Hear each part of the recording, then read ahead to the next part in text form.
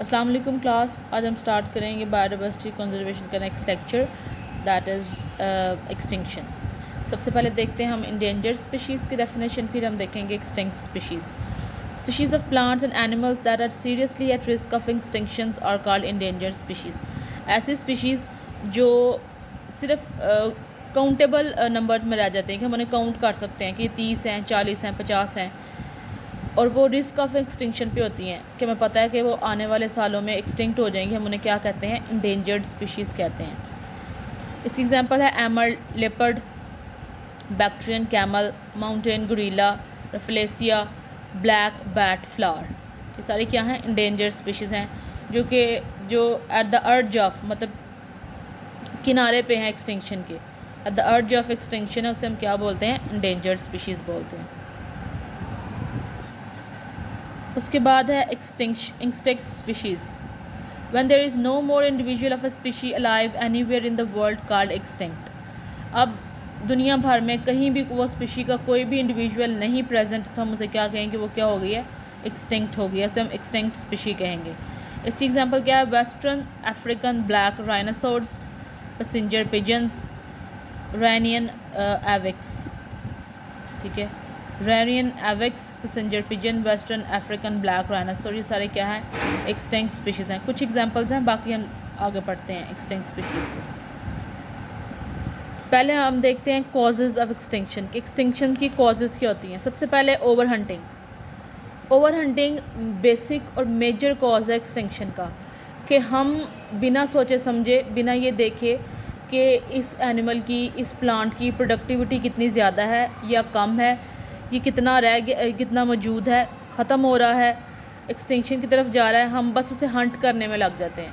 बेशक वो प्लांट हो, बेशक वो एनिमल हो, बिना सोचे समझे उसकी जो हंटिंग होती है ना, जितना हमें यूज़ होना होता है उससे ज़्यादा हम उसको हंट करते हैं, जितना वो प्रोड्यूस हो रहा होता है उससे ज़्यादा हम उसे हंट कर लेते हैं, उसे हम ओवर हंटिंग बोलते हैं। तो पहला कॉज क्या है एक्सटिंक्शन का? Over hunting. सेकेंड है हैबिटेट लॉस। हैबिटेट लॉस कैसे? कि जैसे मॉडर्न वर्ल्ड के अंदर हम मोटरवेज़, हाईवेज़, रनवेज़ बनाते हैं, ठीक है, तो ये सारी चीज़ें पहले क्या थी? जंगल, फॉरेस्ट थे।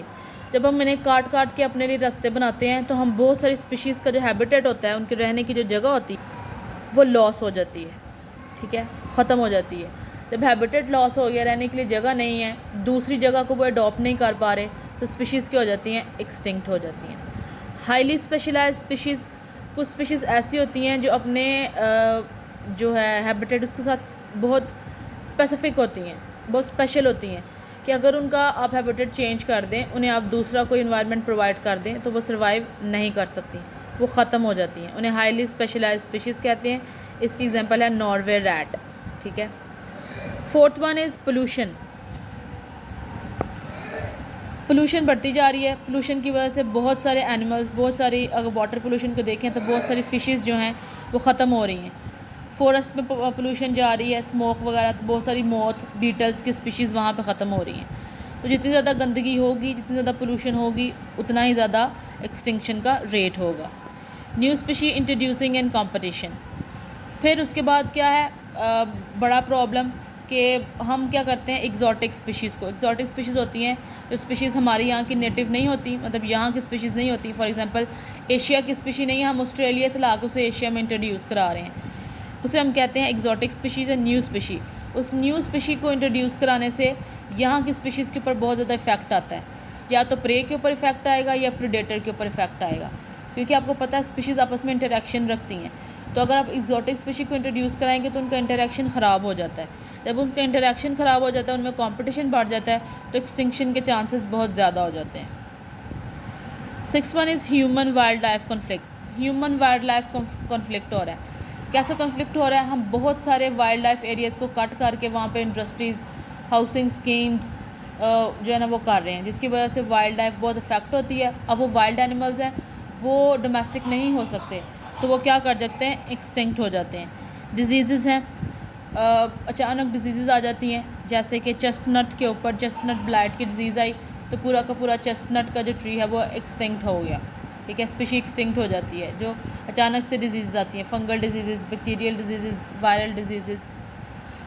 और हम पाकिस्तान के अंदर कॉटन की डिज़ीज़, कॉटन बॉल डिज़ीज़ बहुत फेमस है, जिसकी वजह से कॉटन के बहुत सारे नुकसान हुआ हमें। उसके बाद जो है ये टाली के ऊपर भी डैम्पिंग ऑफ का अटैक आया, जिसकी वजह से सारे प्लांट जो है वो गिर गए। अब बहुत कम इंडेंजर्ड है टाली, एक्सटिंक्ट नहीं है लेकिन endanger, on the verge of extinction है। इस तरह से जो डिजीज़ आती हैं वो भी क्या करती हैं, एक्सटिंक्शन का कॉज होती हैं। लो बर्थ रेट, अब कुछ स्पीशीज़ ऐसी होती हैं जिनका बर्थ रेट बहुत लो होता है। फॉर एग्जांपल एलिफेंट है, एलिफेंट 2-2.5 साल के बाद जो है ना वो मतलब कि उसका वो है प्रेगनेंसी टाइम होता है उसका। तो अब जिस तरह लास्ट आप देखें सोशल मीडिया के ऊपर एक बहुत बड़ा इशू चल रहा था कि एक प्रेग्नेंट एलिफेंट थी, तो उसको किसी ने क्रैकर से स्टफ़ किया हुआ पाइनएप्पल दे दिया, उसने खा लिया और उसकी डेथ हो गई। सारी बात है वो प्रेग्नेंट थी, तो उसके साथ वो भी डेड हो गया। तो कितना बड़ा लॉस है ये कि पहले तो 22 मंथ्स के बाद उसने रिप्रोड्यूस करना था, और उसमें भी वो क्या हो गया पता नहीं। अब वो ज़रूरी तो नहीं है कि अगर वो 22 मंथ के बाद रिप्रोड्यूस करे तो एग्जैक्ट फिर से 22 मंथ के बाद रिप्रोड्यूस करे। मे भी वो अपने पूरी लाइफ हिस्ट्री के अंदर सिर्फ 1 से 2 बार रिप्रोड्यूस कर रही हो, तो उसे भी हम क्या कर रहे हैं, ख़त्म कर रहे हैं। तो इस तरह से जो लो बर्थ रेट होता है वो भी क्या करता है, एक्सटिंक्शन का कॉज होता है। लो जेनेटिक वल्नरेबिलिटी, मतलब जिन एनिमल्स के अंदर जेनेटिक वेरिएबिलिटी बहुत लो होती है, ठीक है, मतलब उनकी जेनेटिक जो उनके अंदर जीन्स हैं वो इतने हाई नहीं होते कि वो अडॉप्ट कर सकते हैं चीज़ों को जल्दी, इन्वायरमेंट्स को, वो भी क्या करते हैं, उसका एक्सटिंक्शन का कॉज होते हैं। रेयर स्पीशीज़, जो स्पीशीज़ बहुत रेयर पाई जाती हैं, बहुत कम किसी एक आधे एरिया में पाई जाती हैं। सारी बात है अगर उस एरिया पे अटैक आ जाएगा तो किसी और एरिया में तो वो है नहीं, रेयर हैं, तो उनके एक्सटिंक्शन के चांसेस भी ज़्यादा होते हैं। क्लियर, ये थे इसके कॉजेज़। अब हम पढ़ते हैं एक्सटिंक्ट स्पीशीज़। पहले एनिमल की स्पीशीज़ पढ़ेंगे, फिर हम प्लांट्स की स्पीशीज़ पढ़ेंगे। डोडो एक डक लाइक बर्ड होता है, जिस तरह डक होती है ना उस तरह का बर्ड है डोडो।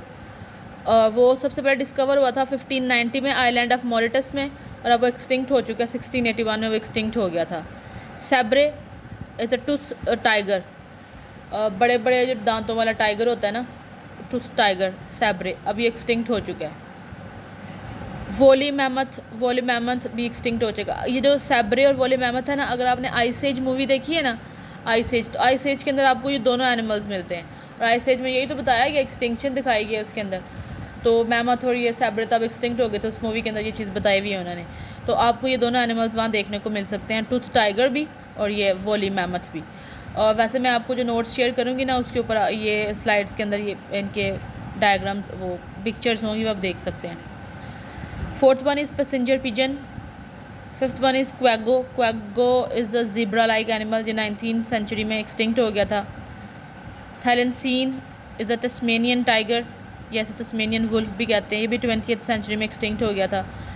ग्रेट ऑक भी, ये ग्रेट ऑक इज़ अ पेंगुइन, जैसे पेंगुइन देखा है ना, पेंगुइन की तरह ये पेंगुइन है, मतलब पेंगुइन की वैरायटी है, स्पीशी है, ये भी 19th सेंचुरी में एक्सटिंक्ट हो गई थी।